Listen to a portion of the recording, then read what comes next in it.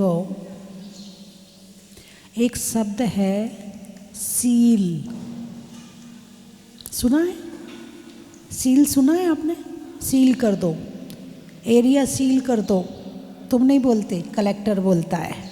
Area seal कर दो, खाता सील कर दो, हैं? खाता सील हो गया। उसके घर में सील लग गई। क्या लग गई? सील लग गई का मतलब बंद कर दो। अब उसके घर के अंदर कोई नहीं जा सकता है, सील लग गई, है ना? जब आप सरकारी रजिस्ट्री करते, मतलब कहीं के सामान भेजते हो, तो उसमें क्या लगाते हो? सील लगाते हो। सील लगा दो भाई। सील लगाने के बाद अब ये सिर्फ उसी का है जिसकी सील लगी है, अब दूसरे का नहीं हो सकता है। सील लग गई, है ना? सामान पैक करते हैं तो वो गोंद से, लाल वाली गोंद से चिपका के फिर सील लगाते हैं। बोले अब तो पक्का बंद हो गया, अब तो कोई खोल ही नहीं सकता। जो खोलेगा उसे सज़ा मिलेगी। क्या? जो खोलेगा उसे सज़ा मिलेगी, है ना?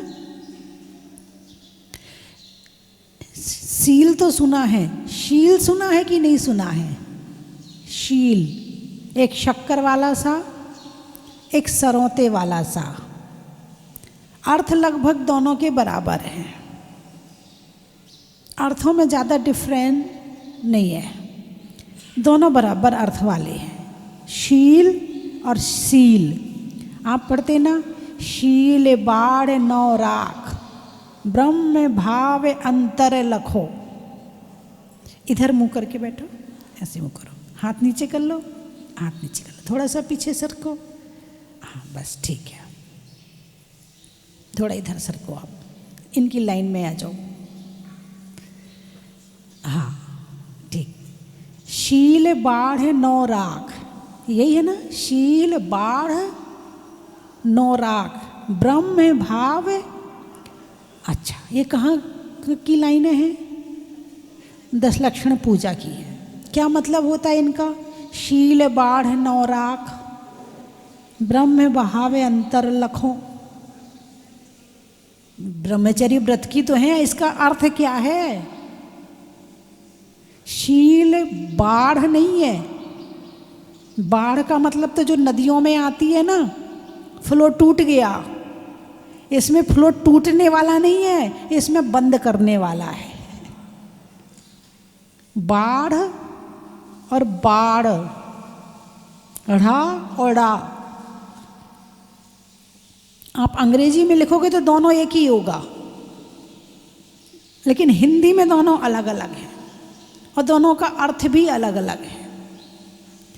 बाढ़ का मतलब जब बाग बनाया जाता है, खेत में फसल उगाई जाती है, तो आसपास उसको बचाने के लिए बाड़ बनाई जाती है। ये तो हो गई बाढ़, और एक होती है बाढ़, ढक्कन वाला ढा, उसके नीचे बिंदी, बाढ़। जब नदियों में पानी ज़्यादा आता है और आसपास के गांव में घुस जाए तो उसको कहते हैं बाढ़।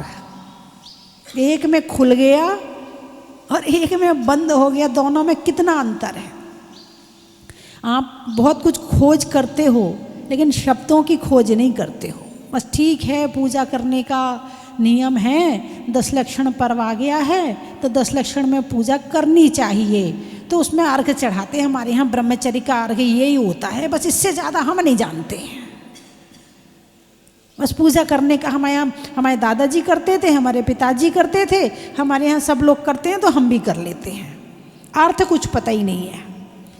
शील बाढ़ नौ राख, ब्रह्म भाव अंतर लखो। शील का पालन करना, शील यानी ब्रह्मचर्य। शील बाढ़ यानी शील यहाँ ब्रह्मचर्य है, और आखिरी में शील बाढ़ नौ राख, ब्रह्म भाव अंतर लखो। ब्रह्मचर्य और ब्रह्म भाव। अब यहाँ भी अंतर आपको समझना पड़ेगा। निश्चय में जाने पर तो दोनों एक हैं, लेकिन यहाँ अलग अलग है। ब्रह्म यानी आत्मा, ब्रह्म भाव अंतर लखों, ब्रह्म भाव अंतर, आत्मा के अंदर, लखों यानी देखना है। आत्मा के अंदर देखना चाहते हो? अरे बोलिए ना, देखना चाहते हो तो क्या करना पड़ेगा? शील के लिए आसपास बाड़ बनानी पड़ेगी। क्या बनानी पड़ेगी? बाड़ बनानी पड़ेगी। यदि तुमने शील के आसपास बाड़ बना दी तो ब्रह्म भाव अंतर लखो, अब तुम अंदर देख सकते हो। और जब तक शील का पालन नहीं कर रहे हो तब तक वो अंदर जाने वाले नहीं हो। तो शील बाड़ नौ राख। अब ये 9 शब्द क्या है? ये 9 का क्या मतलब होता है? तो 9 का मतलब 9, समझ गए? 1 2 3 4 5 6 7 8 9। इसकी 9 बाड़ हैं, 9 तरह से बाड़ लगाई जाएगी। तो 9 तरह वो कौन सी हैं? मन, वचन, काय, कृत, कारित, अनुमोदना है, समारंभ, समारंभ और आरंभ। इतनी तरह से ब्रह्मचर्य का पालन करना पड़ेगा। कितनी तरह से? मन, वचन, काय, कृत, कारित, अनुमोदना, समारंभ, समारंभ और आरंभ। इतनी तरह से। यदि आपने अणुव्रत लिया है तो एक पतिव्रत या एक पत्नी व्रत हो गया। अणुव्रत, अणु पूरा ब्रह्मचर्य नहीं है, ब्रह्मचर्य पूरा नहीं है। लेकिन एक स्त्री या एक पुरुष को छोड़कर बाकी जितने स्त्री पुरुष हैं सबके प्रति ब्रह्मचर्य वाला भाव है, ये अणुव्रत हो गया। लेकिन जहाँ पर 9 बाड़ लगा दी, मन से, वचन से, काय से, कृत से, कार्य से, अनुमोदना से, समस्त स्त्री का त्याग कर दिया, उसको कहते हैं उत्तम ब्रह्मचर्य। क्या कहते हैं? उत्तम ब्रह्मचर्य। और इसको कहते हैं ब्रह्मचर्य महाव्रत। श्रावक अणुव्रत का पालन करता है और साधु महाव्रत का पालन करता है। तो महाव्रत के पालन करने में कितनी तरह से करना पड़ेगा? अरे बोलिए ना, मन, वचन, काय, कृत न करना, कारित न कराना और अनुमोदना, न किसी ने किया है तो उसकी अनुमोदना करना। माता जी शादी का आशीर्वाद दे दो। अब बताओ, साधु शादी का आशीर्वाद दे सकता है क्या? मैं नहीं कह रही, अभी इन लाइनों को आप जो पढ़ रहे हो ये उसकी व्याख्या चल रही है। महाव्रत है, क्या साधु शादी का आशीर्वाद दे सकता है? अनुमोदना, अनुमोदना भी नहीं। हाँ, तुम जोड़ा बना के लाए हो, धर्म वृद्धि का आशीर्वाद है। किसका आशीर्वाद है? धर्म वृद्धि का आशीर्वाद है। तुम घर में बहुत अच्छे से रहना, ऐसे प्रेम करना, ऐसे करना, ये करना नहीं, धर्म वृद्धि। और जहाँ धर्म आ गया वहाँ समर्पण आ गया, जहाँ धर्म आ गया वहाँ अपने आप विनय भाव आ गया, जहाँ धर्म आ गया वहाँ सारी चीज़ आ गई। अब लड़ाई होगी नहीं, अब वो जोड़ा जिंदगी भर शांति से रहेगा। धर्म वृद्धि का आशीर्वाद है। कुछ लोग तो आते, माता जी कोई लड़का वड़का बताओ, सच्ची घटना बता रही हूँ। हाँ, कोई लड़का आपके पास तो बहुत लोग आते हैं। क्या आपके पास तो दिन भर लोग आते, आपके पहचान के बहुत लोग हैं। कोई लड़का वड़का बताओ या कोई लड़की वड़की बता दो। सही है या गलत? नहीं बताया तो नाराज, बता दिया तो खुश। उस समय सही निकल गई तो ठीक, नहीं निकल गई, गलत निकली तो किस पे आरोप आएगा? इसीलिए कृत, कारित, अनुमोदना से त्याग करवाया है। ना करना, ना कराना, ना अनुमोदना करना, ना समारंभ, ना समारंभ, ना आरंभ। इसको कहते हैं ब्रह्मचर्य महाव्रत। और जो इतनी तरह से ब्रह्मचर्य का पालन करता है तो ब्रह्म भाव अंतर लखो, मन बाहर किस लिए जाता है? इन्हीं सब काम के लिए जाता है। मन को बाहर क्यों जाना पड़ता है? मन को बाहर दूसरों से क्यों जुड़ना पड़ता है? इन्हीं सब काम के लिए जुड़ना पड़ता है। अच्छे कपड़े क्यों पहनना पड़ते हैं? सुंदर क्यों दिखना पड़ता है? ब्यूटी पार्लर क्यों जाना पड़ता है? लिपस्टिक क्यों लगानी पड़ती है? इसीलिए कि अच्छे दिखें। अच्छे क्यों दिखें?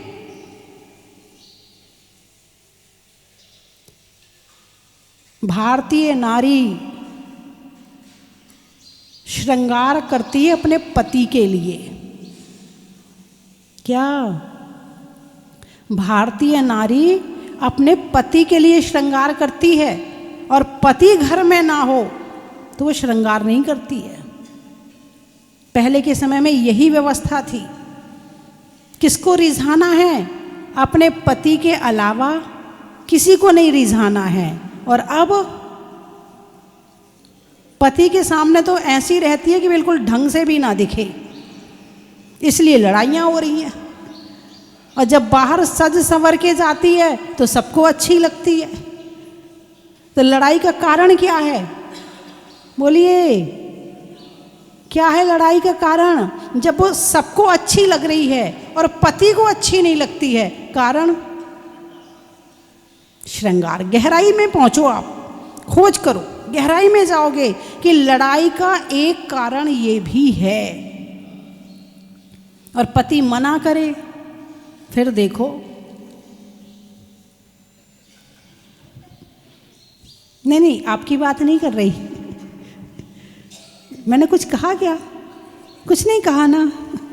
हैं इतनी सुनाएगी, वो भी तो करती है। वो भी तो, उसको तो कोई कुछ नहीं कहता, उसकी सास तो कुछ नहीं कहती, उसका पति तो कुछ नहीं कहता, तुम क्यों मना कर रहे हो? वहाँ भी तो सब लोग ऐसे ये कह के कि सपने एक दूसरे का कह के और पूरे कुएं में भांग घुल गई है। और अब तो एक तो मोबाइल आ गया है, अब इस ब्रह्मचर्य को खत्म करने वाला है। कुछ ना हो कृत कारित अनुमोदना। भले तुम्हारे पास ना स्त्री है ना पुरुष है, कोई नहीं, अकेले बैठे हो, फिर भी पाप हो रहा। किससे? मोबाइल से। कृत कारित अनुमोदना तो हो ही रही है। मोबाइल में जो इस तरह के वीडियो आ रहे हैं उसको आपने देखा और आपने उसको अच्छा कहा, तो अनुमोदना हुई कि नहीं हुई? किया नहीं, मगर अनुमोदना कर ली। अनुमोदना का पाप लगा कि नहीं लगा? समारंभ समारंभ आरंभ का पाप लगा कि नहीं लगा? लगा। यानी ब्रह्मचर्य व्रत का पालन करने के लिए भी 9 तरह से करना पड़ता है। एक शास्त्र में मरण कंडिका या भगवती आराधना शास्त्र में मैंने पढ़ा, एक शब्द बड़ा मुझे इतना अंदर में उतर गया। बोले उनके काम का छेद बंद हो गया। अब आँख के अंदर जो देखने की बुरी दृष्टि होती है, बुरे भाव होते हैं, वो छेद ही बंद हो गया। उनके मन में बुरे भाव आते ही नहीं है, स्वप्न में भी नहीं आते हैं। तो कृत कारित अनुमोदना से, ठीक है। अब इससे बचना है तो क्या क्या छोड़ना पड़ेगा? मोबाइल भी छोड़ना पड़ेगा, ठीक है, मत छोड़ो। यदि उसमें आप धर्म की वीडियो ज़्यादा देखने लगो तो अपने आप ही उसमें फिर वो दिखाएगा नहीं, अपने आप ही धर्म की निकल के आएगी। क्योंकि आजकल वो है ना, वो AI का ज़माना है ना।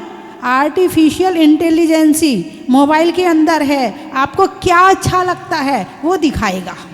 वो होशियार है, वो आपकी पसंद को पकड़ लेता है। यदि उसने देख लिया कि इसको प्रवचन बहुत अच्छे लगते हैं, ये बार बार प्रवचन सर्च कर रहा है, तो वो नए नए प्रवचन ला के दिखाएगा आपको। और आप गंदी वीडियो निकालोगे, गंदी दिखाएगा। आप अपने इंजीनियरिंग की निकालोगे, वो दिखाएगा। बाजार निकालोगे, बाजार दिखाएगा। वो आपके दिमाग को पढ़ लेता है। AI का ज़माना है। तो मोबाइल बुरा नहीं है, बाजार बुरा नहीं है, तुम्हें क्या खरीदना है वो खरीद लो। तो शील बाढ़ 9 राख, कितनी तरह से मना किया। ये तो हो गया। अभी जो उत्तम ब्रह्मचर्य है या ब्रह्मचर्य महाव्रत है, उसका हो गया। अब उसमें यदि मन वचन काय कृत कारित अनुमोदना, तो अब एक लाइन में इससे ज़्यादा नहीं बता सकते थे।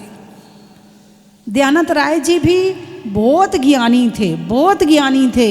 उन्होंने एक लाइन में पूरे महाव्रत की व्याख्या कर दी, एक लाइन में। शील बाढ़ नवराग ब्रह्म भाव अंतर लखो और कर दोनों अभिलाख। आगे क्या है? करो सफल नरभव सदा, इससे ही नरभव सफल होगा। यदि नहीं करेंगे तो क्या होगा? लगे रहो। तो अकेले ये जो अब्रह्म का काम है, ये कुशील है, केवल मनुष्य गति में ही कर रहे हो क्या? और किसी गति में नहीं किया? देवता क्या करते हैं? वहाँ भी यही है। त्रियंच क्या करते हैं? वहाँ भी यही है। मनुष्य क्या कर रहे हैं? वहाँ भी यही है। वो चार वो होती ना, चार पुरुषार्थ है, धर्म अर्थ काम और मोक्ष। धर्म पहले है, काम बाद में है। धर्म के साथ रहोगे तो ये काम छूट जाएगा, और जब काम छूटेगा तो मोक्ष पुरुषार्थ सफल हो जाएगा, मोक्ष में पहुंच जाओगे, हैं? और चार संज्ञाएं होती हैं, कौन कौन सी? आहार, भय, मैथुन और परिग्रह। समस्त संसारी प्राणी में होती हैं। कौन कौन सी? आहार, देवता अमृत पान करते हैं, त्रियंच भी भोजन करते हैं, और मनुष्य भी भोजन करते हैं। नरकों में भूख है पर मिलता नहीं है।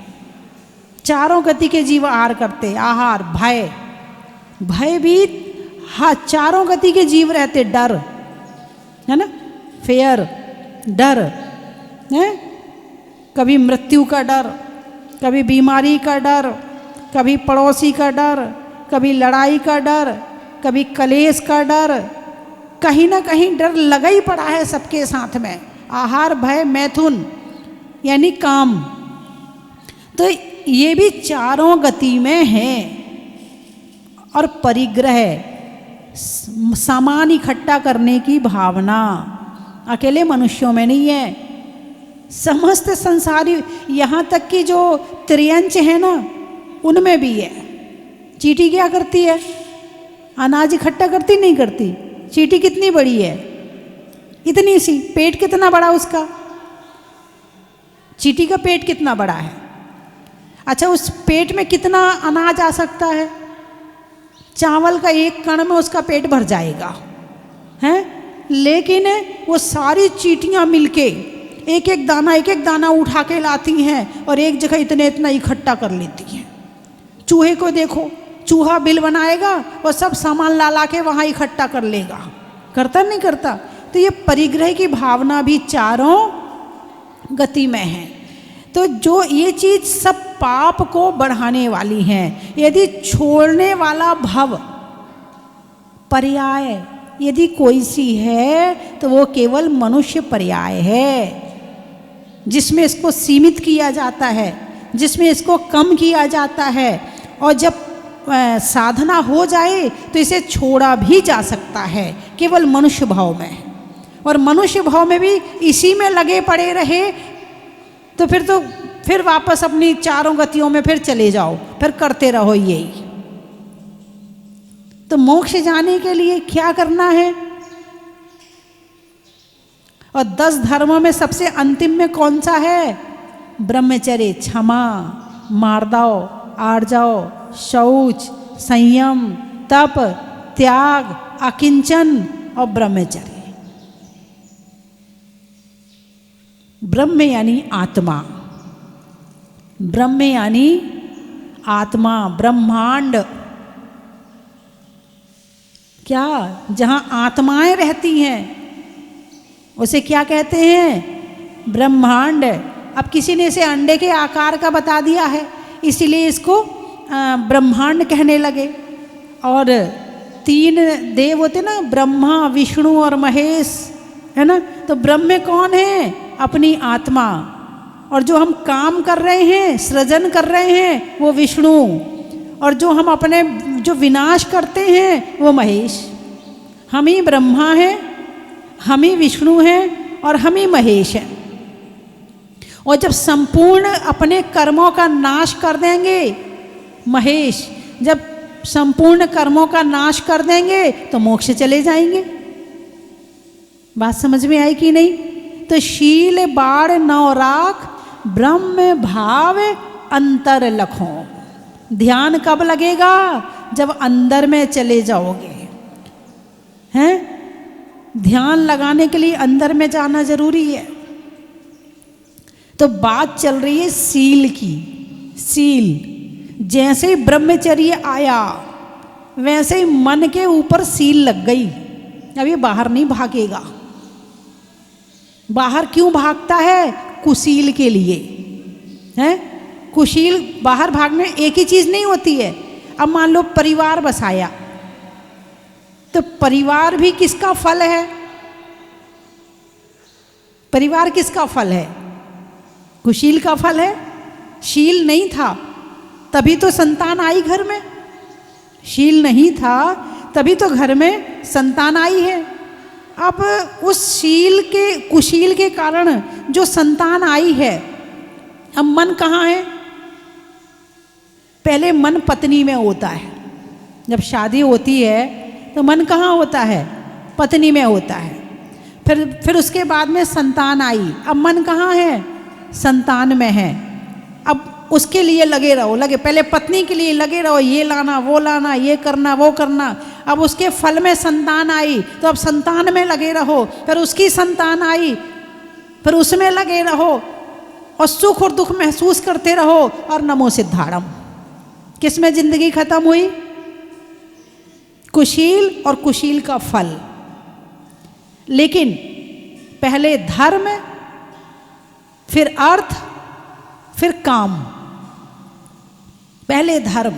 यदि धर्म के साथ में गृहस्थी चलाते हो, मैं ये नहीं कह रही कि घर में रहना बुरा है, घर में रहकर यदि अपने पाप को सीमित करते हो, बाड़ लगा लेते, जितनी पूरी मत लगाओ लेकिन जितनी लगा सकते हो, यदि उतनी बाड़ भी आपने लगा ली तो आपका मन धर्म में अवश्य लगेगा। लोग कहते बोले माता जी धर्म में मन नहीं लगता है। हाँ, इच्छा ही नहीं करती पूजा करने की है। पढ़ो तो भी समझ में नहीं आता है, स्वाध्याय भी करो तो याद नहीं रहता है। सील टूट गई तो फिर और चोरों ने घर में प्रवेश कर लिया। कौन सा चोर? मोह रूपी चोर ने। कौन से चोर ने? मोह रूपी चोर ने घर में प्रवेश कर लिया। और जब तक ये मोह रूपी चोर घर में रहेगा तब तक धर्म का ज्ञान प्रवेश करने वाला नहीं है। घर में आ भी गया तो समझ में नहीं आता। मैं प्रवचन कर रही हूँ, आपको बता रही हूँ, आपको अच्छा लग रहा है, थोड़ी देर बाद माता जी तो हैं बोलती रहती हैं, अपना घर गृहस्थी ना चलाएं क्या? नहीं, घर गृहस्थी चलाओ।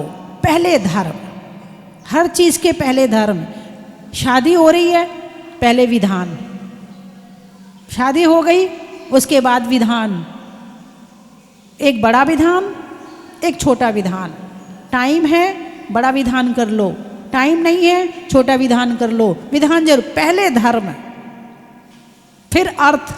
सुबह पहले षट आवश्यक पूरे करो, फिर अर्थ, फिर दुकान जाओ, फिर अर्थ। ये क्रम बताया है। इस क्रम का जो पालन करता है वो क्रम से मोक्ष भी जाता है। और धर्म को छोड़कर हर काम पहले करता है वो बस यही भ्रमण करता रहेगा, झूलता रहेगा। कभी नरक, कभी त्रियंच, कभी मनुष्य, कभी यहाँ कभी वहाँ, झूलता रहेगा, भटकता रहेगा। घर में भी रह रहे हो तो घर में रह के क्या ब्रह्मचर्य का थोड़ा थोड़ा ब्रह्मचर्य का पालन नहीं हो सकता? महीने में 15 दिन, महीने में 8 दिन हम बुरी दृष्टि नहीं डालेंगे, अपनी पत्नी के सिवा किसी और के विषय में नहीं सोचेंगे, ये आपके लिए बहुत बड़ी बात है। घर में रह रहे हो और घर में रह के आपने एक पत्नी व्रत का भी पालन कर लिया तो आपने बहुत बड़ा पालन कर लिया। ये जो आपने कई जगह देखा होगा सतियों के विषय में कि सतियां जो हैं वो अभिशाप दे देती थी, ऋषियों को अभिशाप दे देती थी, वो ऋषि शापित हो जाते थे। वो कैसे? वो सती किसको कहते हैं? जो एक पतिव्रत को पालन करता है उसे सती कहते हैं। सीता क्या है? अरे बोलिए ना, क्यों है? शादी करी थी ना, राम के साथ रहती थी ना, फिर सती कैसे हो गई? एक पतिव्रत है। और जो सुदर्शन सेठ था उसका एक पत्नी व्रत था।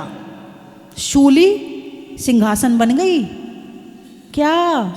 शूली सिंहासन बन गई, पत्नी व्रत था। और उस राज्य की रानी ने सुदर्शन सेठ पर जो मोहित हो गई थी, बहुत प्रयास किया। बड़ी अच्छी कहानी है कि जब रानी ने एक बार सुदर्शन सेठ को देखा तो मोहित हो गई, तो अपनी दूती को उसके पास भेजा कि मैं तुमसे मिलना चाहती हूँ। तो उसने झूठ बोल दिया, अपने व्रत पालन के लिए झूठ बोल दिया। बोले मैं नपुंसक हूँ। क्या बोल दिया? मैं नपुंसक हूँ। अब एक दिन वो अपने बच्चे के साथ बैठकर रथ में बैठ के जा रहा था। रानी अपनी खिड़की में बैठी थी। उसने बच्चे को साथ देखा तो फिर पूछवाया, दिखवाया, पता लगवाया। बोले इसकी तो पत्नी भी है और बच्चे भी है। उसे बड़ा गुस्सा आया, लेकिन उस समय कुछ कहा नहीं, लेकिन मन में तो रख लिया। फिर उसने पता लगवाया ये कहाँ जाता है, क्या करता है, क्या। तो हर अष्टमी और चतुर्दशी को सेठ सुदर्शन जंगल में जाके कपड़े उतार के मुनि जैसे बन के रात्रि भर साधना करते थे। शमशान में जाके ध्यान लगाते थे। तो बता दिया। अब रानी ने जाल रचाया अपना, तो अपनी दासी से कहा एक पुतला लेके आओ, सिर में रख के ला। एक दिन लाई तो वहाँ 6-7 पहरे थे। जो पहला पहरेदार था उसने जाने से रोका और वो गिरा तो वो टूट गया। अब बोले मैं रानी को बताऊंगी। अब एक खुल गया। ऐसे उसने 3, 4, 5, 6 दिन तक किया। 7वें दिन वो सेठ सुदर्शन को रख के लाई तो रोज रोज गिरने से वो उनको पता चल गया था ये कुछ लाती है। तो 8वें दिन वो सेठ सुदर्शन को लाई तो किसी ने उसको रोका नहीं। अब सेठ सुदर्शन ध्यान में लीन था, उसने आंखें भी नहीं खोली। उसने कमरे में रख दिया सेठ सुदर्शन को और वो तो चली गई। रानी ने रात भर प्रयास किया कि ये मेरे से बातचीत करे, मेरे से बोले, आंख खोले, लेकिन उसे पता चल गया था यदि मैंने आंख खोल दी तो मेरा ये एक पत्नी व्रत टूट जाएगा। उसने आंख ही नहीं खोली। जब सुबह होने लगी तो बोले अब क्या करूं, अब वापस कैसे भेजूं इसको, अब वापस जाएगा तो पता चलेगा। अब रानी ने अपने कपड़े वपड़े फाड़ लिए, नाखून से नोच लिया। बोले ये पता नहीं कहाँ से आया, चिल्लाने लगी, सबको इकट्ठा कर लिया। जाने ये कहाँ से घुस के आ गया, इसने तो मेरे ऊपर ऐसा किया, मेरे साथ ऐसा किया।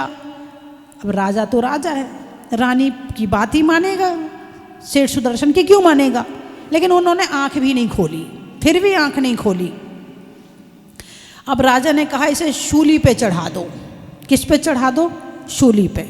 शूली पे चढ़ाने के लिए जैसे ही ले गए और जैसे ही चढ़ाने लगे वहाँ देवताओं का सिंहासन हिल गया। बोले एक सेठ सुदर्शन है जो अपने एक पत्नी व्रत में दृढ़ है और आज उस पर उपसर्ग आया है, तो वो शूली क्या बन गई? देवताओं ने आके उसे सिंहासन बना दिया। ये है व्रत का प्रभाव है। एक घर में एक सन्यासी भिक्षा मांगने आया। क्या मांगने आया? भिक्षा। तो वहाँ जो अम्मा थी वो धान कूट रही थी। तो धान कूट रही थी तो वो मूसल होता था पहले, मूसल। आजकल के बच्चे तो नहीं जानेंगे, पहले वाले जान सकते हैं। मूसल होता था वो इतना बड़ा लंबा सा। तो उसने वो मूसल, जब वो मांगा उसने तो मूसल यहाँ था, उसने उस मूसल को यहीं छोड़ा, वो मूसल वहीं हवा में लटका रहा। वो गई अंदर, भिक्षा लेके आई और उसने दे दी। उससे पूछा कि ये मूसल हवा में कैसे लटका दिया तुमने? बोले ये मेरी ब्रह्मचर्य की शक्ति है, मेरी एक पतिव्रत की शक्ति है कि मैं जिसको जहाँ आदेश देती हूँ वो वहीं खड़ा रह जाता है। सन्यासी बोले घर में रहकर इतनी साधना हो सकती है? तो ऐसा नहीं है कि घर में रह के साधना नहीं हो सकती है, घर ही छोड़ना पड़ेगा, ऐसा नहीं है। आप घर में रहकर यदि व्रत का पालन करते हो, सीता सती बनी, मनोरमा सती बनी, अंजना सती बनी। अंजना को घर से निकाल दिया था, 22 साल तक उसका पति उसके पास नहीं आया। क्या कितने साल? और आज यदि कोई व्यक्ति अपनी पत्नी के पास ना जाए तो क्या होगा? आजा बेटी घर वापस। जब वो आते ही नहीं है तो शादी का मतलब ही क्या है? खत्म हो गया, चला जा वापस। हाँ या ना? है? अंजना को सती क्यों कहा जाता है? अभी संकट खत्म नहीं हुए, चोरी से पवनंजय आया, गर्भवती हुई, सास ने घर से निकाल दिया, लेकिन उसने अपने पति की बुराई नहीं करी। अम्मा जी मान लो वो आए थे, कैसे मान लूं? वो तो 22 साल से तेरे पास नहीं आया, आज कैसे आ जाएगा? नहीं अम्मा जी वो आए थे। नहीं, मैं नहीं मान सकती। ना उसने सास की बुराई करी, ना उसने पति की बुराई करी, और एक ही बात कही उसने, निश्चित ही मेरे कोई पूर्व कर्मों का उदय है, जिस दिन ये टल जाएगा सब ठीक हो जाएगा। और ये मानकर वो जंगल में मायके गई, मायके वालों ने निकाल दिया, तू कुछ गलत करके आई है, हम नहीं रखेंगे तुझे। मायके वालों ने निकाल दिया, जंगल गई, वहाँ मुनिराज मिले। तब मुनिराज ने कहा बेटी धैर्य रखो, अब तुम्हारे कर्मों का, जो बुरे कर्म है उनका अंत आने वाला है। और पेट में कौन है? हनुमान। यदि संकट आए और उस समय गर्भवती हो तो बोले ऐसी संतान आई है, जब से आई है दुखी दुख दे रही है, उसको और खुद को दोष नहीं दोगे, अपने कर्मों को दोष नहीं दोगे। पति का दोष है, सास का दोष है, संतान का दोष है, अपना तो कोई दोष है ही नहीं है, अपने ऊपर तो कोई बात लेता ही नहीं है, सारी गलतियां दूसरों की होती हैं। अरे बोलिए ना। तो शील बाढ़ नौराग, गृहस्थी में रह रहे, गृहस्थी के हिसाब का ब्रह्मचर्य व्रत पालन करो, और साधु बन गए तो शील बाढ़ नौराग, ब्रह्म भाव अंतर लखो, अंदर में तभी प्रवेश मिलेगा। ऊपर का धर्म कितना भी कर लो, लेकिन अंदर का स्वाद तो तभी आएगा जब शील बाढ़ नौ राख में रहेंगे। और ये तो केवल 4 तरह की स्त्री बताई है, 4 तरह की, मनुष्यनी, त्रयंचनी, देवनी और चित्र वाली, काष्ठ की, चित्र की, पत्थर की, इनकी स्त्री। यानी चित्र की स्त्री को भी देखकर यदि भाव खराब हो रहे हैं तो समझना ब्रह्मचर्य व्रत में दोष लग रहा है। किसी स्त्री को देख के हो रहे तो दोष लग ही रहा है, चित्र भी देख रहे हैं तो उसमें भी दोष लग रहा है। आजकल के बच्चे फोटो में, मोबाइल में फोटो छिपा छिपा के रखते हैं, लॉक करके रखते हैं और अपने अकेले में जाके देख लेते हैं। हाँ, बच्चे बताते हैं मुझे आकर, बोले माता जी ऐसा हो रहा है। कई बार छोटे छोटे बच्चे जो नहीं समझते हैं या जिनके जीवन में सुधरने के भाव होते हैं वो आके बताते हैं। तो एक बार मैंने अखबार वालों से पूछा, मैंने कहा चलो तुम, ये अखबार है जो समाचार पत्र है, समाचार में न्यूज़ छापते हो, अच्छी बात है, लेकिन ये पीछे ये गंदे गंदे लड़कियों के चित्र क्यों लगाते हो? उनसे पूछा मैंने, पत्रकारों से पूछा। पहले मैं अखबार वगैरह आता था, पढ़ती थी पहले, अब तो मैंने 10, 15, 20 साल से पढ़ा ही नहीं है, पढ़ती नहीं अखबार। और यहाँ जहाजपुर में, यहाँ स्वस्ति धाम में भी आने नहीं देती, यहाँ अखबार नहीं है, और अभी तक किसी कमरे में टीवी भी नहीं है। डिमांड तो आ रही, माता जी टीवी वाला कमरा करवा दो, अभी तक तो नहीं करवाया है, और अखबार भी नहीं मंगवाती। तो मैंने उनसे पूछा कि चलो तुम ये खबर छापते, ये मर गया, वो मर गया, एक्सीडेंट, खेल की, इधर की उधर की खबर छापते, चलो ठीक है, लेकिन ये गंदे चित्र क्यों छापते हो? बोले माता जी बिकता इसी वजह से है, वही AI है। हाँ, तुम्हारे दिमाग को पढ़ लिया है। बोले बिकता इसी वजह से है। बोले इन चित्रों को लोग देखना चाहते हैं। अब दिमाग में जब तक ये चीज़ें घूमेंगी तब तक धर्म प्रवेश करने वाला नहीं है। यदि शांति से, श्रद्धा से, एकाग्रता से धर्म करना चाहते हो तो सबसे पहले इस पर विजय प्राप्त करनी पड़ेगी। व्रतों में ब्रह्मचर्य, धर्मों में अहिंसा, और एक दो चीज़ें और हैं मेरे को याद नहीं आ रही है। व्रतों में ब्रह्मचर्य और धर्मों में अहिंसा और इंद्रियों में रसना। जो इन 3 पर विजय प्राप्त कर लेता है वो दुनिया का सबसे बड़ा विनर है, सबसे बड़ा विजेता है। और जो इनमें लिपटा रहता है 24 घंटे, समझना वो इस दुनिया में सबसे बड़ा हारा हुआ इंसान है। इन दुनिया वालों पे कितने जीत लेना, तुम हारे हुए हो। कौन कौन से? धर्मों में अहिंसा, व्रतों में ब्रह्मचर्य और इंद्रियों में रसना इंद्री। जो इस पे विजय प्राप्त कर लेगा, भगवान महावीर की दृष्टि में वो सबसे बड़ा विजेता है। मेहनत करना है तो इस पे करो, इस पे कंट्रोल करो। बाकी तो दुनिया को कंट्रोल करने में तो जिंदगी निकल जाएगी। ये मेरे कंट्रोल में रहे, ये मेरे कंट्रोल में रहे, ये मेरे हिसाब से चले, ये मेरे हिसाब से चले। बहुत कर लिया, अनंत काल से कर लिया। बंदरों का भी एक नेता होता, वो भी कंट्रोल करता है, तुम भी कर रहे, कौन सी बड़ी बात है? अरे बोलिए ना, है? और शील महाव्रत जो नर पाले, सो औरन की आपद टाले। इस पे चर्चा कल करूंगी, आज समय हो गया है। शील सदा नर, शील महानर जो नर पाले, सो औरन की आपत टाले। कैसे आपत्ति इससे दूर होती है और जो नहीं पालता तो कैसे आफत में पड़ता है, इस पे चर्चा कल करूंगी। ठीक है, चलिए मैं 3 चीज़ें बोलूँगी। और हमारे यहाँ पर हमारे संजीव जी बनारस यूनिवर्सिटी के प्रोफेसर हैं, और यहाँ पर एक जैन शास्त्रों को कैसे अच्छे से रखा जाए, कैसे उनकी लिस्ट बनाई जाए, कैसे कंप्यूटर पे चढ़ाया जाए, और जैन शास्त्रों को विश्व की लाइब्रेरी में कैसे पहुँचाया जाए।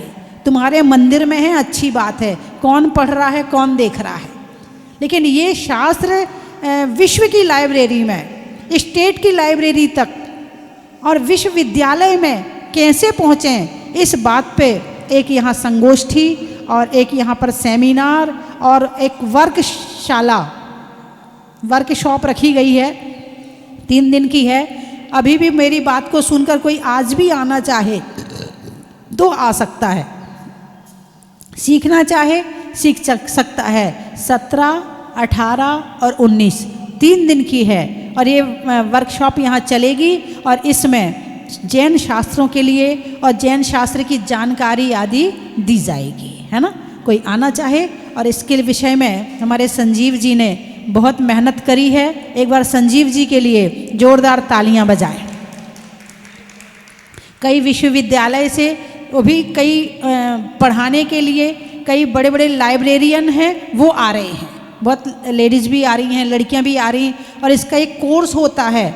इस कोर्स में ये कॉलेज से होता है ये कोर्स। कोई बच्चा CA बन रहा है, कोई टीचर बन रहा है, कोई कुछ बन रहा। अब सब वही बन रहे ना, कुछ लोग लाइब्रेरियन भी तो बनो, बहुत अच्छी पोस्ट है, टेंशन रहित पोस्ट है और अच्छी सैलरी वाली पोस्ट है, आप इसमें भी आगे बढ़ो। तो हमारे संजीव जी ने इस पर मेहनत करी है और करीब जैन समाज के 200 बच्चों को इस पोस्ट पे लाके खड़ा कर दिया है।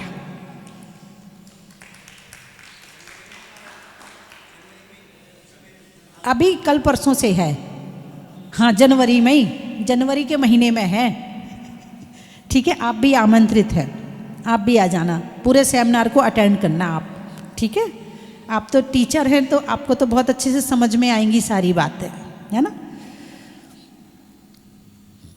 शास्त्रों में समय सार का, सप्ताह में वार का और होने वाले लाइब्रेरी कोर्स के सेमिनार का बड़ा ही महत्व है। अनाज में चने का, गर्मी में पने का और आप सबके जहाजपुर आने का बड़ा ही महत्व है। सम्राटों में चंद्रगुप्त मौर्य का और मौर्यों के शौर्य का और व्रतों में ब्रह्मचर्य का बड़ा ही महत्व है। कर्म के हरने का, भव से तरने का और ब्रह्मचर्य पालन करने का बड़ा ही महत्व है। जंगल में झाड़ का, वृक्षों में ताड़ का और शील राख 9 बाड़ का बड़ा ही महत्व है। स्वभाव में नर्म का, भोजन में गर्म का और जीवन में धर्म का बड़ा ही महत्व है। कहाँ कहाँ से आए हो? हाँ, सतियों में मनोरमा का, पैसों में जमा का और आने वालों में कोडरमा का, बड़ा ही घर में भैया का, कृष्ण की मैया का और आने वालों में झुमरी तलैया का बड़ा ही महत्व है। और कहाँ से? बनारस, पक्षियों में सारस का, तीर्थंकरों में पारस का और आने वालों में बनारस का बड़ा ही महत्व है। हो गए सारे। रानोली सीकर, अच्छा, नहीं करने में फिकर का, मंदिर में शिखर का और आने वालों में रानोली सीकर का बड़ा ही महत्व है।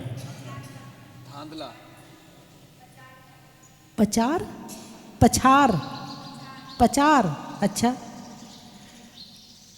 छोड़ने में अचार का, करने में अच्छे विचार का और आने वालों में पचार का बड़ा ही महत्व है। थांदला, गाने में गला का, करने में भला का और आने वालों में थांदला का बड़ा ही महत्व है। सावन में बिया का, राम की सिया का और आने वालों में बिजौलिया का बड़ा ही महत्व है। गाने में सुर का, नृत्य में नूपुर का, आने वालों में ललितपुर का बड़ा ही महत्व है। बोलिए 24 भगवान की जय। जयपुर आज की टाइटल